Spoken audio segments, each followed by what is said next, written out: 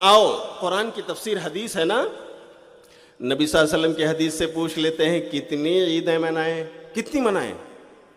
پڑھو سنن ابو داؤد کتاب الصلاۃ باب الصلاۃ العیدین 1134 نمبر کی حدیث ہے 1134، علامہ البانی نے صحیح قرار دیا۔ پیارے نبی صلی اللہ علیہ وسلم مدینہ آئے اور آپ نے انصار کو دیکھا کہ سال میں 2 دن وہ چھٹی کر رہے ہیں، خوشی منا رہے ہیں، کھیل کود۔ نبی صلی اللہ علیہ وسلم نے پوچھا ما ہذان الیومان ایھا الصحابہ، میرے ساتھیوں بتاؤ یہ 2 دن کیسے ہیں جن میں تم خوشیاں منا رہے ہو، کھیل کود کر رہے ہو، آخر کوئی تو بات ہے؟ تو انصار نے کہا تھا جواب دیتے ہوئے کہ اللہ کے رسول صلی اللہ علیہ وسلم ہم زمانے جاہلیت سے ان دنوں میں خوشیاں مناتے چلے آ رہے ہیں، اس لیے آج بھی منا رہے ہیں، مسلمان ہو کر بھی۔ تو پیارے نبی صلی اللہ علیہ وسلم نے کیا کہا تھا؟ ان اللہ قد ابدلکم بہما خیرا منہما یوم الاضحی و یوم الفطر، کہ سنو میرے صحابہ، میرے امتیوں، اللہ نے تم کو ان دونوں سے زیادہ بہتر دن عطا فرما دیے ہیں، جو ان سے بھی بہتر ہیں، ان میں خوشیاں مناؤ، کھیل کود کرو۔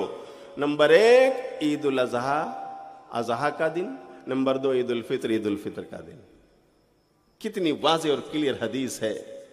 کتنی عیدیں نبی صلی اللہ علیہ وسلم کے حدیث میں ہے میرے بھائیوں؟ بولو کتنی؟ 2۔ ہم کتنی منا رہے ہیں؟ ہمارے یہاں 3 ہو رہی ہیں۔ ہمیں اس بات کی اجازت ہے؟ کچھ ہم دین میں داخل کر سکتے ہیں، کچھ نکال سکتے ہیں؟ اگر یہ ہماری اتھارٹی نہیں ہے تو میرے بھائیو اتنی بڑی جرات کیوں ہم کر رہے ہیں؟ اللہ کے لیے سوچئے۔ آپ بھی نبی سے پیار کرنے والے، نبی کی محبت کا دم بھرنے والے، اللہ کی قسم ہم سب بھی اسی لیے اس مجلس کو رچا کر بیٹھے ہیں، نبی کی محبت کا پیغام آپ تک پہنچانے کے لیے کہ محبت کا اظہار کیسے ہو، طریقہ کیا ہے، صحابہ کیسے اظہار محبت کرتے تھے، یہی پیغام آپ کو دینے کے لیے مجلس رچائی گئی ہے۔ جب حضور کے آنے کی خوشی کرتے ہو تو جانے کا غم کیوں نہیں کرتے؟ اس کا کیا؟ اللہ اکبر، جانے کا غم وہ کرے جس کا نبی مر گیا ہے، ہمارا تو زندہ ہے۔ Wake up to reality. کہ حضرت عمر یہ کہہ رہے ہیں کہ نبی کریم صلی اللہ علیہ وسلم مرے نہیں ہیں، کہیں گئے ہوئے ہیں، واپس آ جائیں۔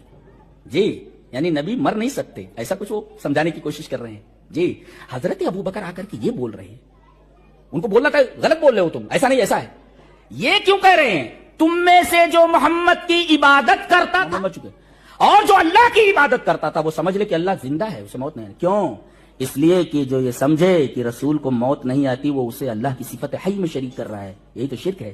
میرا خیال یہ ہے کہ اس نقطے کو صدیق اکبر نے جس طرح سمجھا ہے، ہمارے بڑے بڑے مفتیان کو نقطہ آج تک سمجھ میں نہیں آیا ہے۔ جی یہ ہے صحابہ کرام کی خصوصیت، نہیں سمجھ میں آیا آپ کو؟ تم میں سے جو محمد کی عبادت کرتا ہے، عبادت کس کی ہوتی ہے؟ الہ کی ہوتی ہے۔ اگر رسول کو مان لیا جائے کہ مرے نہیں تو اللہ بھی تو مرنے والا نہیں ہے، تو گویا کہ رسول بھی نہیں مرنے والے، اللہ بھی اللہ کو موت نہیں آنے، تو آپ یہ دونوں شریک صفت حی میں شریک کرنا ہے، اسی کو شرک کہتے ہیں۔ اللہ اکبر، یہ نقطہ حضرت صدیق اکبر نے بتایا، نہیں تو یہاں عبادت کے حوالے کی کوئی ضرورت ہی نہیں تھی۔ ثبوت کے طور پر آیت پیش کر رہے ہیں حضرت صدیق اکبر، اس کا مطلب یہ کہ صحابی بھی کوئی بات کہے تو اپنی بات پر رسول اللہ صلی اللہ علیہ وسلم کی حدیث سے اللہ تبارک و تعالیٰ کے قرآن کی کوئی دلیل پیش کرے، تب معتبر ہے۔